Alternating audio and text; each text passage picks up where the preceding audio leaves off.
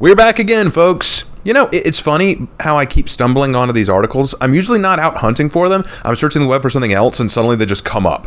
This is yet another article written about how Carmilla is better than Dracula. I already did a video responding to one article about this, but actually, this is another. But the irony is, it was released around the time I released my first video. Did someone watch my video and get butthurt? Nah, I don't know. But it's funny to think about. So here we go. Presented on the website Electric Lit and written by Annabelle Williams, let's read, quote, Carmilla is better than Dracula and here's why. Carmilla is better than Dracula and here's why. Forget that dusty undead count. Here's the sexy vampire we need right now. Ooh, this is off to a bad start. This is an offense against God and Christendom. Our modern archetype of the vampire is a man. Nosferatu, Dracula, Lestat, Edward. But some of the earliest vampires in literary and popular fiction were women. J. Sheridan Le Fanu's 1872 vampire novella Carmilla hasn't taken hold of the contemporary imagination in the same way as Bram Stoker's novel Dracula, but Carmilla did it first by 25 years, and she did it better. The Dracula myth, as it's understood today, might have been better described as Carmilla in drag, and now her renaissance is nigh. If Dracula is our default vampire, Carmilla lurks behind him, languid and sulking in the shadows, waiting to be invited in. I wonder whether you feel as strangely drawn towards me as I do to you. I have never had a friend. Shall I find one now? She asks her primary victim, the enthralled Laura, whose life force she feeds on. She might as well be addressing the 21st century reader, rediscovering Carmilla as a formative part of the vampire canon. Dracula has been constantly adapted in the years since its release in 1897, from the silent film Nosferatu to Francis Ford Coppola's take on Bram Stoker's Dracula. The character of the mysterious Count, influenced both by Stoker's book and later pop cultural interpretations, informs the way we imagine vampires. Think about sexy Draculas of yore, Gary Oldman in the 90s, for instance, and all the other seductive man-creatures with pan-Euro accents. The glamorous sheen of the Dracula legend, though, is grounded less in the text itself and more in our reproductions of him. Unfortunately, this is half true. Most people don't know the real Dracula in Bram Stoker's books, but pop culture interpretations of him. A truth that I must admit with no small degree of disappointment. But I'll be the first to admit that it's not entirely a bad thing.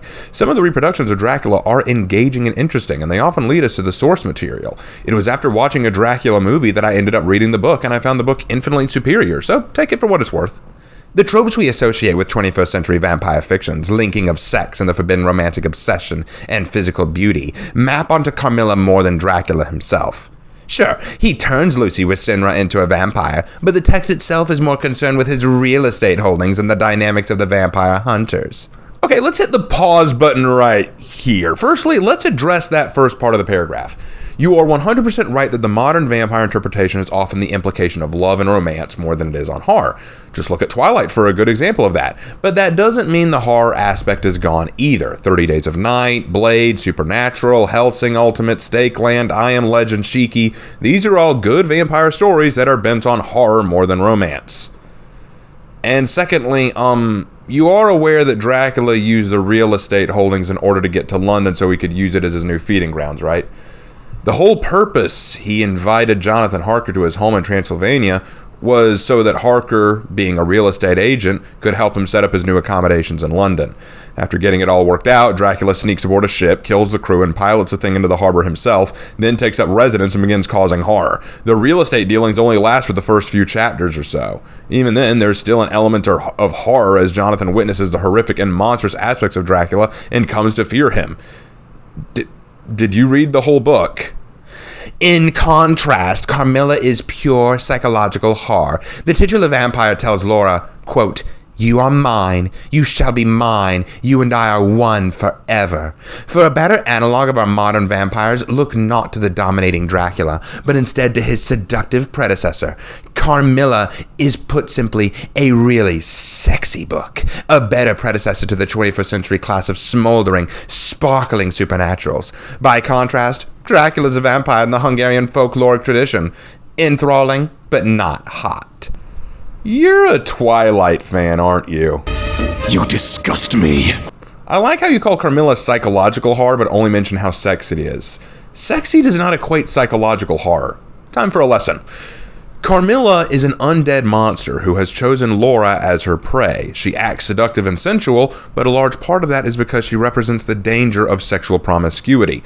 She also represents that adult world. Laura is about to reach the age of adulthood, and at that age, young women are prone to think about breaking of social norms, becoming sexually devious, and abandoning their better judgment for the sake of immediate pleasure. Carmilla represents that reality and tries to lure Laura into it. The horror comes not only from the reality that Carmilla wants to feed on Laura, but the truth that Carmilla represents the fate of girls who dive into this dangerous lifestyle, abandoning their innocence and purity. But ignoring all of that, why is Carmilla superior for being sexy? Why do we need sexy? I want my vampires dangerous, thank you. In Carmilla, the titular vampire circles her prey, a meek and obsessed nobleman's daughter named Laura, until they are inseparable, and in some cases, indistinguishable. It's a dance. Dracula's primary motive is less about attraction and more about domination. It's violent text which loses sight of the attractiveness of vampiric stories, the sex factor. Oh god, you're definitely a Twilight fangirl. Dracula was not meant to be attractive. It's meant to be scary. That's what vampires were designed to be originally. Vampires are consumers of blood. They kill their victims for their own sustenance. Dracula himself was supposed to be the literal embodiment of evil. His job isn't to be sexy, it's to be a threat. Damn it, I'm sick of vampire stories being all about sex and romance. Blade and Supernatural make fun of this trope these days for being overdone, cringy, and missing the point of vampires entirely. Much of our knowledge of vampires and folklore comes from a 19th century monk, Augustin Calmet, who wrote a treatise on the supernatural called The Phantom World. Calmet offers case studies on vampiric folklore and presents a version of the Hungarian vampire of Revenant, a ruddy, bloated creature who looks quite different from the suave lady killer we imagine Dracula to be. In popular culture, he is represented as a sophisticate, while the text paints him more as a brute. Because Augustin Calmet did not write Dracula. Bram Stoker wrote Dracula, and neither of them were writing vampires to be sexy. Think on that for a minute.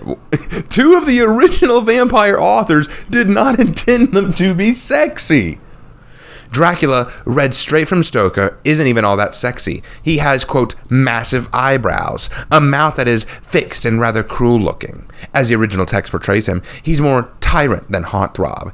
Even the deep, burning eyes seemed yet amongst swollen flesh, for the lids and pouches underneath were bloated, Stoker writes. That textual description of Dracula matches up with the story of Arnold Powell, a famous real vampire case in Hungary.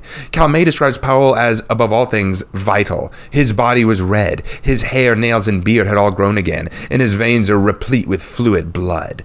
And the ways in which we've conceived him and the vampire legend more broadly more closely resemble the mystery of Carmilla than the brutishness of Dracula. Contrast that description to Carmilla, a vampire inhabiting the body of a countess and dripping in cat-like glamour, repeatedly described by Le Fanu as thin, ethereal, and enthralling. Carmilla better approximates and predicts what sticks about the vampire legend: the glamour, the iconography, the aesthetics. It seems that even the modern representations of Dracula are more indebted to her than the character they're nominally portraying. Well, that's because modern reproductions of Dracula are not interesting in making a scary monster. As I said previously, they missed the point of Dracula. In our modern world, evil looks sexy, it looks inviting. But back then, evil was recognizable. We feared it because we knew it was wrong. There's a reason for that. The drinking of human blood warped the human body and appearance so we could tell the evil we were seeing. Carmilla was an exception to this rule, and that does make her stand out. She was a monster in the guise of a beautiful girl, but that didn't change what she was. In a way, yes, we should thank Carmilla for this interpretation of vampire tactics, the sexy vampire who lures in their prey. But that's only if we assume that's the objectively correct way to write vampires, which it isn't. We can write vampires multiple different ways. Carmilla is also a queer novel. In a sense, it's a proto-erotic thriller, which renders it a more useful predecessor to our modern vampire love stories. As Carmen Maria Machado wrote in the introduction of a 2019 edition of Carmilla, which she edited, to contemporary eyes, it is impossible to argue with the queer currents that run beneath Carmilla's text. Though the social mores of the 1870s meant Le Fanu couldn't explicitly couple the female protagonist, though queer coding is plain as day. Carmen Maria Machado. So we meet again. I remember that last article praising your name. Well, now I fear I must actually read your version of Carmilla to see why these people love it so much. However, let's get this out of the way for a minute, shall we? I want to acknowledge just for a moment how amazingly ironic and sad this is. Carmilla gives off lesbian tendencies because the original audience, it was viewed as sinful. Carmilla represents the possibility of sexual promiscuity and immorality, the pursuit of base and unholy desires for the time period. Carmilla is evil. Her ways are evil. Her intentions are evil, and everything about her is supposed to be evil. Keep in mind that in the 19th century, the morals and standards were different than what they are today. She is tempting Laura to do something that was viewed as sinful and wrong. The reader at that time would have read Carmilla's behavior and immediately believed it to be wrong and dangerous. But today, you see it as progressive, stylish, beautiful, engaging, sexy, and everything else I'm sure the original author originally didn't plan for it to be. I'm pretty sure he meant for it to be frightening and telling a clue into the darker nature of Carmilla that would dare to seduce young girls. Okay? Laura is being tempted to give in to these base desires, and I think many people of the time period would recognize that. But it's sad. It's very sad. The real tragedy here is that if it really is meant to be praising lesbian relationships, okay? Let's pretend that this book really is meant to be praising lesbian relationships.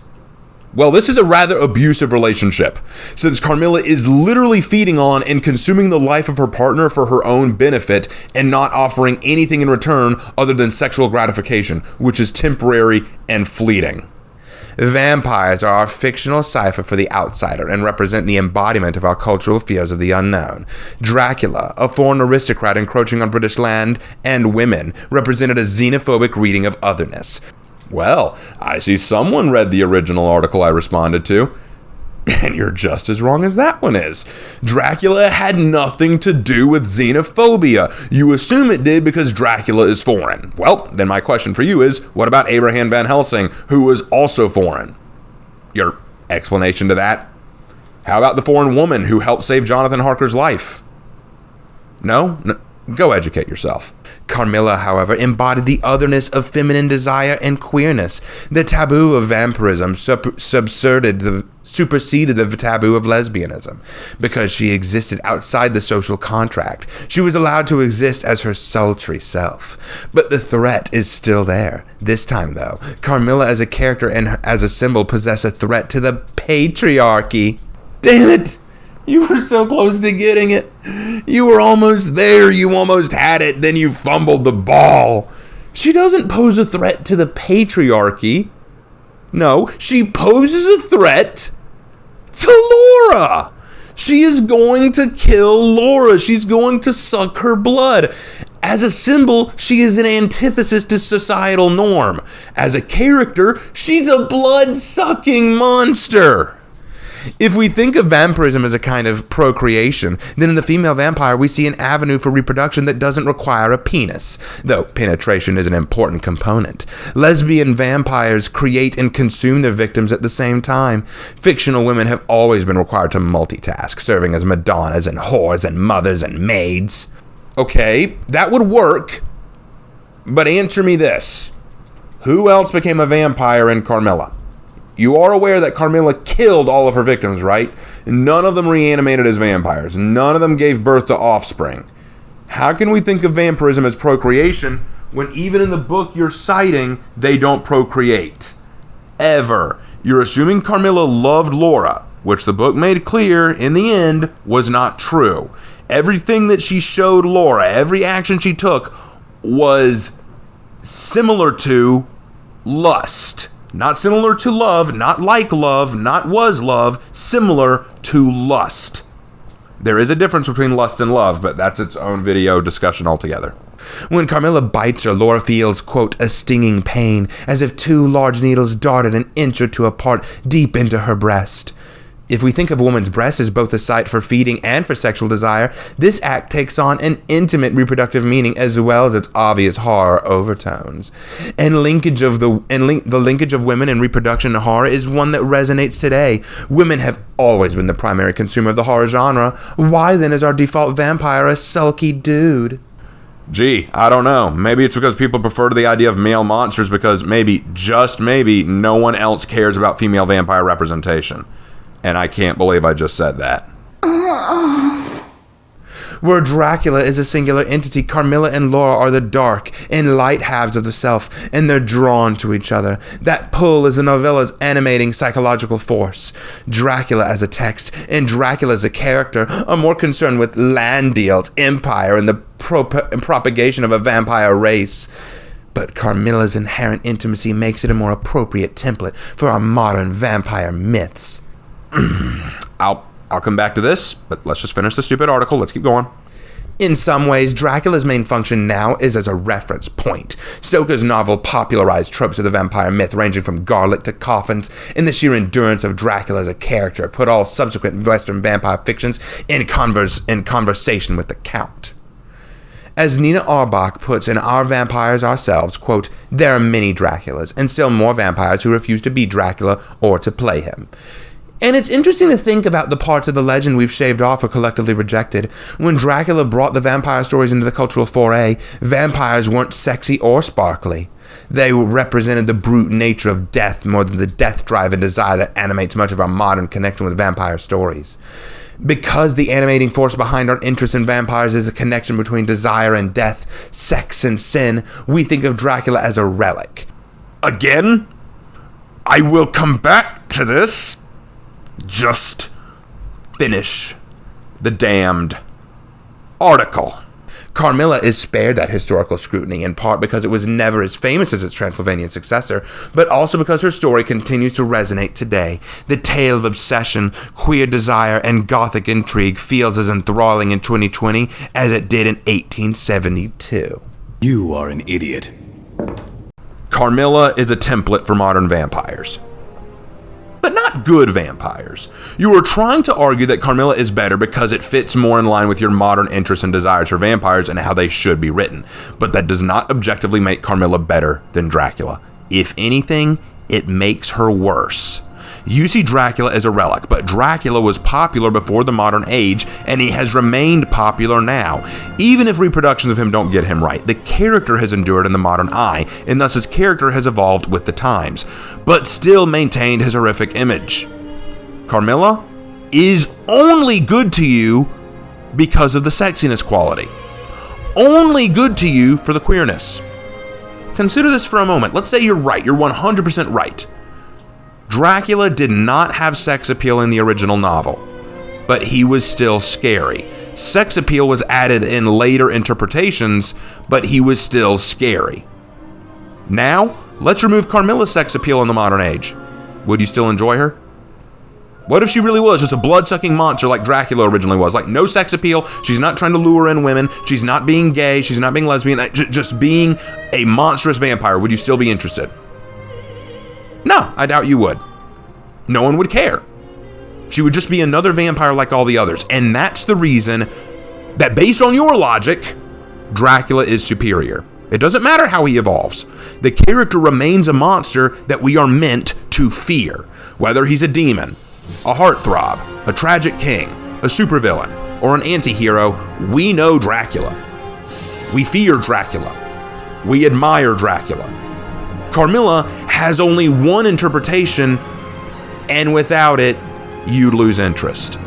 Now, which do I actually think is better? I personally think Dracula's better, but I admit I'm biased, which is why I'm always happy to have the discussion about which one is the better vampire. I want to hear actually pointed arguments, looking at the text, talking about themes, talking about impact on the modern society and modern discourse on vampires and monsters in general. It'd be a fun discussion. I'd love to have my thoughts challenged, but so far the 2 articles I've read that discuss it only point at 2 things. One, that Carmilla's better because she's queer, And the two, because Carmilla's better because Dracula isn't sexy. And as I've proven here, both arguments fall flat. I know this isn't my typical style of video, guys, but I hope you enjoyed anyway. Please don't forget to like and subscribe if you enjoyed. Also, have some links down in the bottom to get to my Discord and the Teespring. Hope you guys enjoyed, and I will see you in the next video. Take care. Bye-bye.